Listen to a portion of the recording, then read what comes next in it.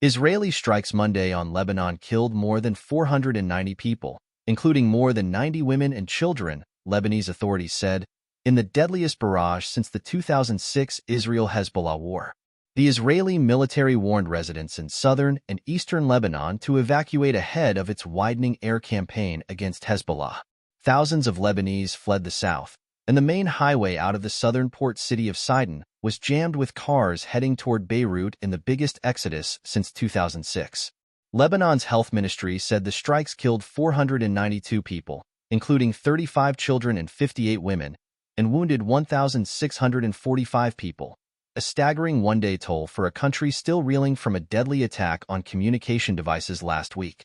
In a recorded message, Israeli Prime Minister Benjamin Netanyahu urged Lebanese civilians to heed Israeli calls to evacuate, saying, "Take this warning seriously. Please get out of harm's way now," Netanyahu said. "Once our operation is finished, you can come back safely to your homes." Israel's military spokesman, Rear Admiral Daniel Hagari, said the army will do whatever is necessary to push Hezbollah from Lebanon's border with Israel. Hagari claimed Monday's widespread airstrikes had inflicted heavy damage on Hezbollah, but he would not give a timeline for the operation and said Israel was prepared to launch a ground invasion of Lebanon if needed. "We are not looking for wars. We are looking to take down the threats," he said. "We will do whatever is necessary to achieve this mission." Hagari said Hezbollah has launched some 9,000 rockets and drones into Israel since last October, including 250 on Monday alone. The military said Israeli warplanes struck 1,600 Hezbollah targets Monday, destroying cruise missiles, long- and short-range rockets, and attack drones. The spokesman said many were hidden in residential areas, showing photos of what he said were weapons concealed in private homes. Hezbollah has turned southern Lebanon into a war zone, he told a news conference. Israel estimates Hezbollah has some 150,000 rockets and missiles, including guided missiles and long-range projectiles capable of striking anywhere in Israel. Earlier Monday evening, the Israeli military said it had carried out a targeted strike in Beirut. It did not give details. Lebanon's state-run national news agency reported 3 missiles hit southern Beirut's Bar al-Abed neighborhood. Hezbollah's Al-Mana TV said 6 people were wounded. Lebanese Health Minister Firas Abayad said the earlier strikes hit hospitals, medical centers, and ambulances. The government ordered schools and universities to close across most of the country and began preparing shelters for the displaced. Some strikes hit residential areas in the south and the eastern Bekaa Valley. One hit a wooded area as far away as Byblos, more than 80 miles, 130 kilometers, from the border north of Beirut. Israel said it was expanding the airstrikes to include areas of the valley along Lebanon's eastern border with Syria. Hezbollah has long had an established presence in the valley, where the group was founded in 1982 with the help of Iran's Revolutionary Guards in the wake of Israel's invasion and occupation of Lebanon. Israel's military chief, Lieutenant General Herzi Halevi, said Israel was preparing its next phases of operations against Hezbollah, and that its airstrikes were proactive, targeting Hezbollah infrastructure built over the past 20 years. Halevi said the goal was to allow displaced Israelis to return to their homes in northern Israel. Meanwhile, Hezbollah said it fired dozens of rockets toward Israel, including at military bases. It also targeted for a second day the facilities of the Rafael defense firm, headquartered in Haifa. The evacuation warnings were the first of their kind in nearly a year of steadily escalating conflict and came after a particularly heavy exchange of fire Sunday.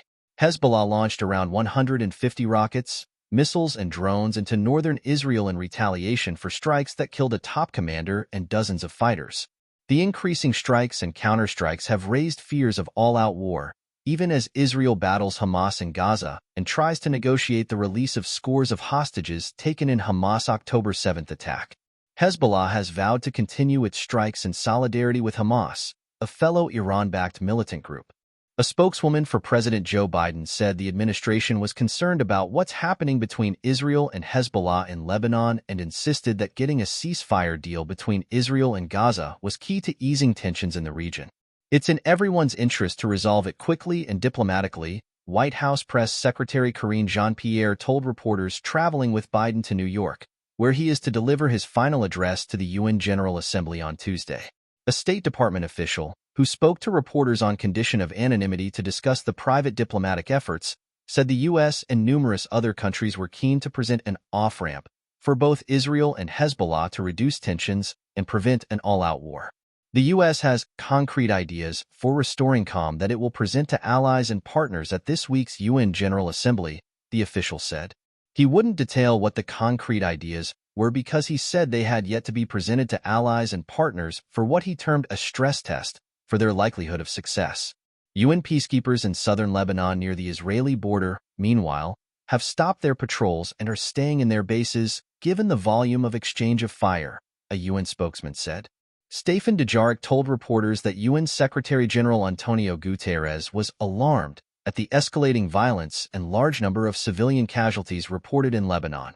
Monday's death toll far surpassed that of Beirut's devastating port explosion in 2020, when hundreds of tons of ammonium nitrate stored in a warehouse detonated, killing at least 218 people and wounding more than 6,000. The Lebanese Health Ministry asked hospitals in southern Lebanon and the eastern Bekaa Valley to postpone non-urgent surgeries to treat people wounded by Israel's expanding aggression on Lebanon. On Monday, residents received text messages reading, "If you are in a building housing weapons for Hezbollah, move away from the village until further notice," Lebanese media reported. Lebanon's information minister, Ziad Makari, said his office in Beirut had received a recorded message telling people to leave the building. This comes in the framework of the psychological war implemented by the enemy, Makari said, and urged people not to give the matter more attention than it deserves. Communities on both sides of the border have largely emptied because of the near-daily exchanges of fire. Israel has accused Hezbollah of transforming entire communities in the south into militant bases with hidden rocket launchers and other infrastructure. That could lead the Israeli military to wage an especially heavy bombing campaign, even if no ground forces move in. An Israeli airstrike on a Beirut suburb on Friday killed a top Hezbollah military commander and more than a dozen fighters, as well as dozens of civilians, including women and children. Last week, thousands of communications devices, used mainly by Hezbollah members, exploded in different parts of Lebanon, killing 39 people and wounding nearly 3,000, many of them civilians. Lebanon blamed Israel, but Israel did not confirm or deny responsibility. Hezbollah began firing into Israel a day after the October 7th attack in what it said was an attempt to pin down Israeli forces to help Palestinian fighters in Gaza. Israel has retaliated with airstrikes, and the conflict has steadily intensified. Hezbollah has said it will keep up attacks until there is a ceasefire in Gaza, but that appears increasingly elusive as the war nears its anniversary. Hamas-led militants stormed into southern Israel on October 7th, killing some 1,200 people, mostly civilians, and abducting around 250. Some 100 captives are still held in Gaza, a third of whom are believed to be dead, after most of the rest were released during a week-long ceasefire in November. Israel's offensive has killed over 41,000 Palestinians, according to the Gaza Health Ministry, which does not differentiate between civilians and fighters. It says women and children make up a little over half of those killed. Israel says it has killed over 17,000 militants, without providing evidence.